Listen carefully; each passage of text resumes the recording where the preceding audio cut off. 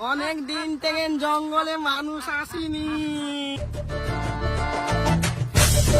এই বোকা চোদা শুনুন, চলা জঙ্গল তো ঘুরে আসি। বুঝেছি, তুই কিসের না আমাকে জঙ্গলে যেতে বলছিস? বানার কথা না বলে তাড়াতাড়ি চল। রাগ করিস না বন্ধু। এই বালের বন্ধু আমার, চল তাড়াতাড়ি বানা। আরে আমার মনেই পড়িনি, খাপা দাদা, দাদাকে ডাকতে হবে। ওই খাবার যে সকালের কথা বলছিস? হ্যাঁ রে, না ভাই, ওকে নিয়ে যাবো না, ওই শালা প্রচুর ভয় পাই। ওকেই নিয়ে যাওয়া মারা যাবে না মানে ওর বাপ যা দেখ ওর কিভাবে নিয়ে যাই। চল